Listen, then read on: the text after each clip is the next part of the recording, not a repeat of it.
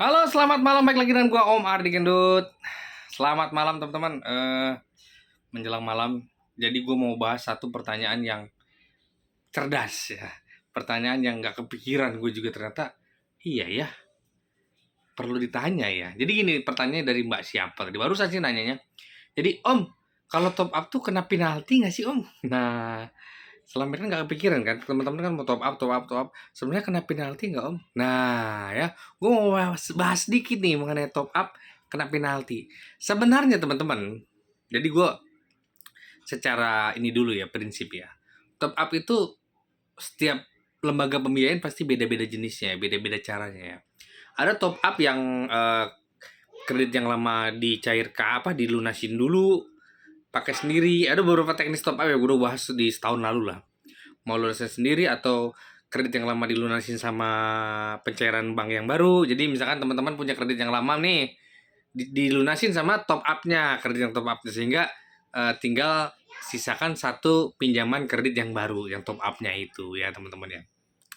Nah, jadi apakah top up kena penalti? Sebenarnya top up tuh nggak kena penalti teman-teman ya. Teman-teman ngajuin kredit tambahan ke bank, kena penalti nggak? Yang enggak. Top up-nya mah nggak kena penalti teman-teman ya. Tapi kok Om ada penaltinya? Sebenarnya bukan top up-nya ya teman-teman ya. Yang dikenakan penalti adalah ketika teman-teman ngelunasin kredit yang lama. Nah, jadi ada top up kredit yang kredit yang lama dilunasin dulu. Mau pakai duit sendiri atau duit hasil pencairan kredit yang baru. Ya Kak. Jadi kredit yang lama dilunasin. Nah, ketika kredit yang lama dilunasin, disitulah ada biaya penalti. Biasanya bank ngebebankan tetap biaya penalti. Nah, penalti berapa ya tergantung kesepakatan. Tapi sebenarnya ini jadi pertanyaan gue juga dulu sebelumnya. Kenapa itu pelunasan dini atau pelunasan maju kredit yang lama karena mau top up, ya kan? Kenapa dikenakan penalti? Toh top upnya juga di bank yang sama, tapi pada kenyataannya beberapa bank, beberapa lembaga pembiayaan mengenakan penalti untuk kredit yang lama yang akan dilunasin ketika top up, ya kan? Ya, seperti gue bilang, mau mau cair pelunasannya pakai duit sendiri atau pelunasannya pakai kredit yang baru yang top upnya. Nah, karena itu pelunasan dini atau pelunasan maju atau pelunasan dipercepat atau pelunasan sebelum jatuh tempo apapun namanya, kredit yang lamanya itu tetap dikenakan penalti ya teman-teman ya. Jadi seperti itu. Jadi beberapa lembaga pembiayaan memang kenakan penalti. Tapi bisa nggak sih diringankan? Bisa. Biasanya diajukan aja. Misalkan penaltinya 5% atau 1% ya teman-teman. Pak ini kan top up-nya kan pelunasannya kan karena top up di bank yang sama. Ringanin lah. Boleh. Boleh aja, ajukan aja. Ya kan? Iyalah masa di bank yang sama top up-nya. Tapi pelunasan kredit yang lamanya karena terkait top up harus kena penalti juga. Biasanya tetap dibebankan penalti ya teman-teman. Makanya tanya ke tugas banknya ketika kredit yang lamanya lunas, ini kena penalti nggak? Ditanya ya. Itu kalau top up-nya satu rekening. Jadi ceritanya teman-teman kredit yang lamanya dilunaskan melalui pencairan kredit yang barunya yang top up-nya misalkan, sehingga yang berjalan satu rekening. Tapi ada juga top up yang rekeningnya masing-masing. Jadi misalkan teman-teman punya kredit 100 juta. Nah, terus teman-teman ngajukan lagi nih 100 juta setahun kemudian, tambahan 100 juta. Nah, rekening yang lamanya tidak ditutup.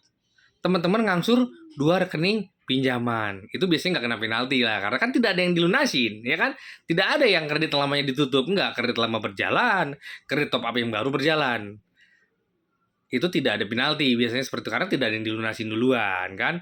Cuma ya teman-teman ngangsur dua rekening, teman-teman mampu nggak ya kan, kredit yang lamanya tetap berjalan, kredit yang top up yang barunya juga berjalan, dua kali angsuran nih, dua jenis kredit teman-teman harus dua angsuran. Kalau teman-teman sangka mampu dua rekening pun nggak masalah ya kan, tapi tergantung juga sistem banknya mensupport nggak seperti itu, dua rekening tetap berjalan barengan ya kan, karena kan rekening yang satu yang lamanya juga pasti kreditnya akan lunas lebih dulu dan teman-teman juga suatu saat hanya mencicil satu rekening yang top up-nya saja ya.